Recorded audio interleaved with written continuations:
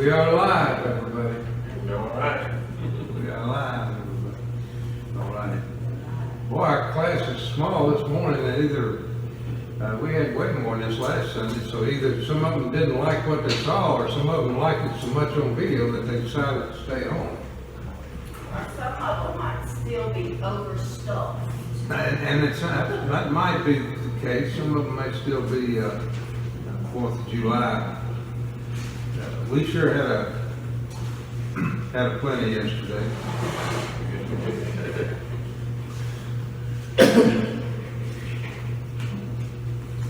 I know that's gonna sound good.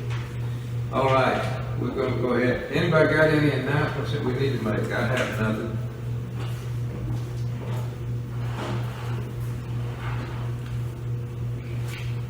We're in Proverbs, 5th chapter today.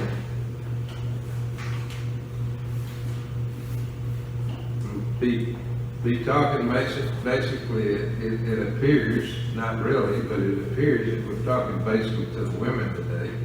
So all you women that have been out there trying to seduce these innocent men, this is for y'all.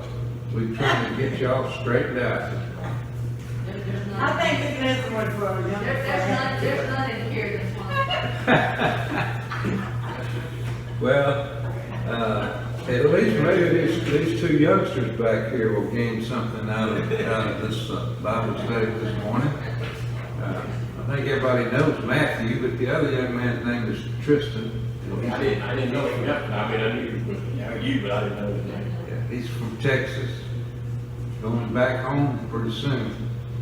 But he's been up visiting his grandparents, and they live just down the street from Matthew, from me. So we're glad this is his first time, and we're glad to have him.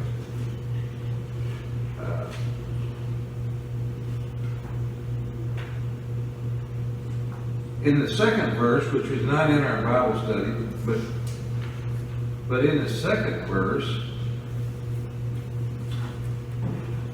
Solomon urged his son to speak wisdom, to use his voice to encourage godly instruction. We always need to be aware of the fact that we can encourage godly instructions simply by the way we speak and the way we live. If we speak loosely and live without paying great attention to God's plans, then we don't encourage others to seek God's instruction. But in verse 3, Solomon goes on. He's speaking, of course, to his son, Rehoboam, and he's probably speaking to a bunch of some other young folks that are around the palace, around the court. And he's encouraging them this morning about their sexual life. And in verse 3 it says, "Through the lips of the forbidden woman drip honey, and her words are smoother than oil. In the end she's as bitter as wormwood and as sharp as a double-edged sword. Her feet go down to death, her steps head straight for Sheol. She doesn't consider the path of life. She doesn't know that her ways are unstable." So he's describing this forbidden woman this morning, and he says that her words drip honey. There wasn't anything in ancient Israel sweeter than honey. They didn't have Hershey bars or any of that stuff. They couldn't get chocolate chip ice cream. There wasn't anything sweeter than honey. And so Solomon uses honey as to describe how sweet she sounded in her words. And he said that her words were smoother than oil. Speaking of olive oil, because that's the slickest thing they had back then. So she sounds so sweet, and her words are just flow like oil. They just flow right out. And then it says that in the end, she's as bitter as wormwood and as sharp as a double-edged sword. Now, wormwood was probably the most bitter thing they had back then. And it was, Solomon says that this woman, this immoral woman, the end result of her lifestyle was going to be as bitter as wormwood, that it wasn't going to end well. It said that she was sharp as a double-edged sword. She could just cut you right down into pieces. You know, a lot of folks are like that. It's not peculiar to women. They'll tell you on one side one thing, they'll tell you how much they admire you, how much they like you. But then on the other side, they'll just cut you down to pieces. Such that she was as sharp as a double-edged sword. Her feet were on the path. That's what he's saying here. He says her feet go down to death. Her feet were on the path that led to death. It led to spiritual death, if not to physical death. That her feet were on that wrong path that he's been warning Rehoboam about. And that she hasn't considered the path of life. She doesn't know that her ways are unstable. You know, a lot of folks go through life not thinking, if I do this, every act that we commit without fail, there's a reaction. If we do something that's hateful, there'll be a reaction of somebody that's offended or hurt. If we do something good, the reaction will be that possibly we will have an influence in the positive way of somebody. So these people that don't consider the results of their lives, none of us are going to live a perfect life, but the folks that don't even consider the results of their lives are certainly not somebody that we want to embrace their actions with us. In verses 7 and 8 it says, "So now, sons, listen to me, and don't turn away from the words from my mouth. Keep your way far from her. Don't go near the door of her house." Solomon is telling his son again, he's referred to it back in our other Bible studies. He's telling his son again, he said, this is the way that you avoid being brought down by this lady of immoral purpose. And this could be men just as well as it can be ladies. Solomon uses a metaphor here of ladies, but it could be either one. But he says that listen to me. Now you know that those of you that have raised children, sometimes if you want to get through to them, you got to first make them listen to you. Sometimes I tell Matthew, boy, you better listen to me. And he'll listen. You don't always do what I tell him, but he will listen anyway. So you get some consideration out of it. But anyway, he says, Solomon says, now listen to me, and don't turn away from the words of my mouth. Listen to me, and don't just push me aside. Don't just disregard what I'm fixing to tell you. He says, listen to me. Keep your way far from her. Don't go near the door of her house. The best way to avoid temptation is to simply don't go around it. What don't get in your hand can't get in your mouth. What just don't go around places that you know that there will be temptations. And that's what Solomon's telling his son. Stay away from these women. Stay away from these women. You have no business going near them.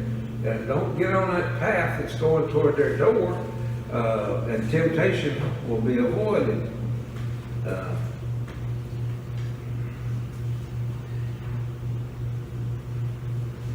Solomon instructed his son to keep the desire, or the distance rather, from the forbidden woman who would take him down the path of sexual temptation.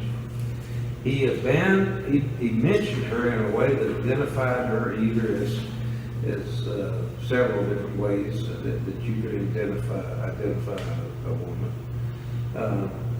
Her tempting ways would pull a man away from his commitment to the Lord.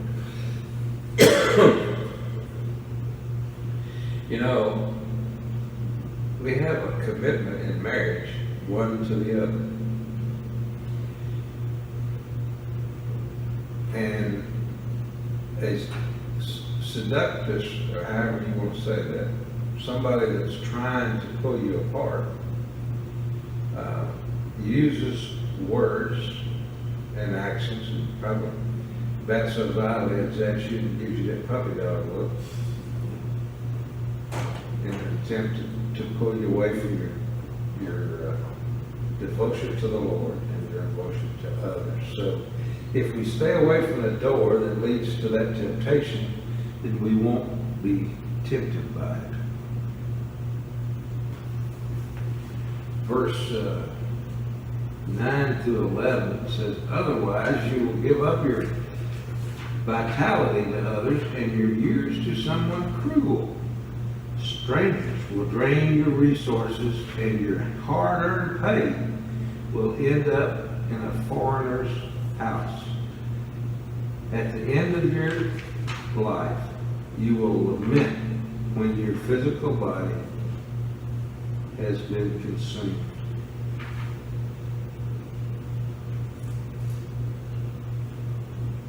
You will give up your vitality.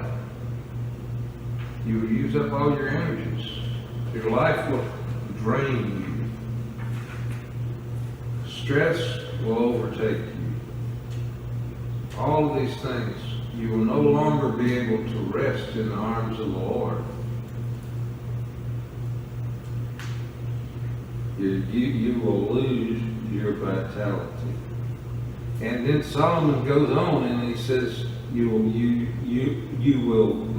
your years to someone cruel.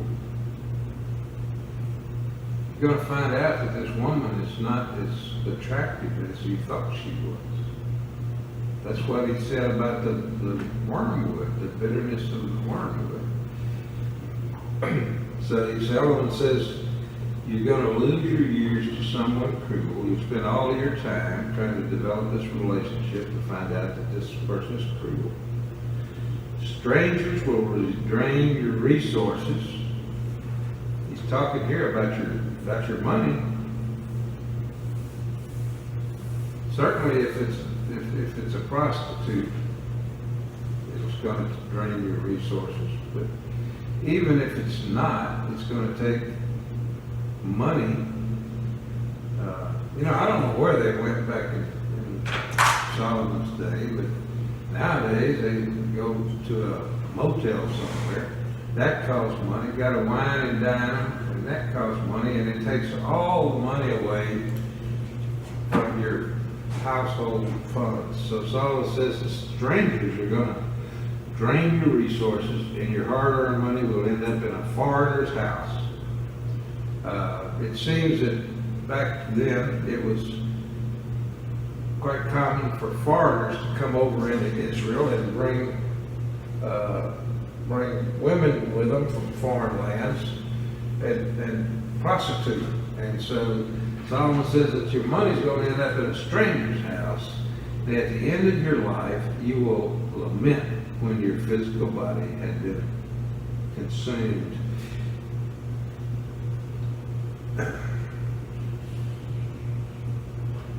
I used to work for a guy. He was a good guy. He taught me a lot. But he was constantly chasing after the women. And he was married. He was constantly chasing after the women. I saw him years later, after I didn't work for him any longer. I saw him years later. He was in a wheelchair. He was hardly able to even move around. He had been totally consumed, had used up all his energy, and God had withdrawn his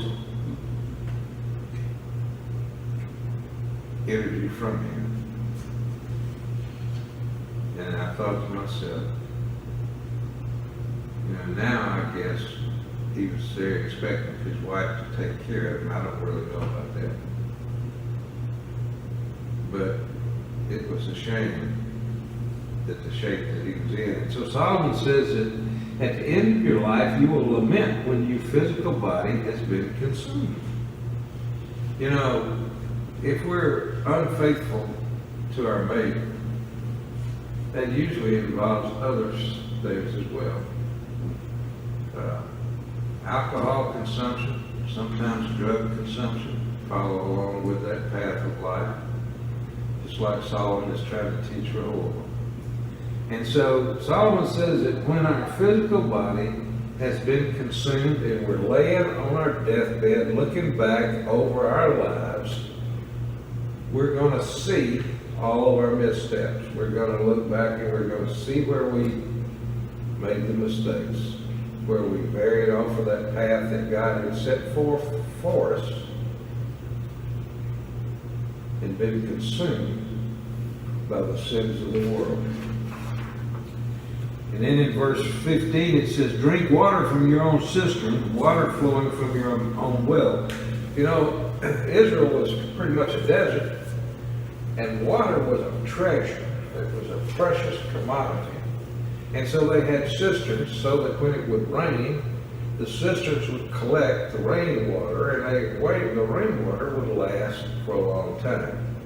And so Solomon uses that comparison, and he says, drink water from your own cistern, water from your own well.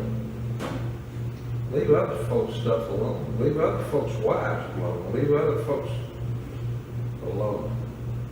Don't mess around with somebody else's wife. The health and survival of a marriage relationship depends on being faithful one to another. And so that's what Solomon was trying to describe. Verse 16 and 17 says, should your springs flow in the streets, streams in the public squares, they should be for you alone and not for you to share with strangers. He says, this first part is a question. He says, should your springs flow in the streets? Should you take this precious commodity that you've got? Should you take this water and pour it out in the street? Should you take this water and put it out in the public square so that you don't have what you need? You don't have this precious material, this water. And so Solomon says, don't do that. That drink from your own cistern, drink from your own wells, and that you should, that your blessings, that your water should be for you alone and not for you to share with strangers. Once again, he's using water as a comparison for this woman, this immoral woman. That they should guard over our own treasures and leave other folks' treasures alone. And in verse 16 it says, let your fountain be blessed and take pleasure in the wife of your youth. Once again, he's using water as a comparison. He said, let your fountain be blessed. Bless your family. Let your family be blessed. Let the mate that you've chosen in your youth let the blessings flow on her.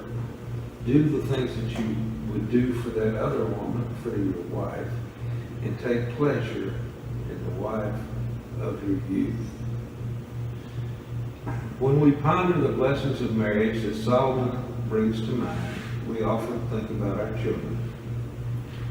We can agree that our children are just plain children, are one of God's blessings. However, God blesses a marriage in other ways.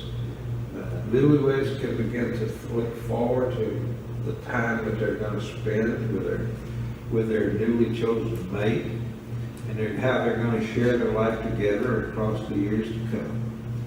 And for that reason, couples do well to keep God's design for them in mind and look forward to the pleasure of being together until death separates. That's all that I have.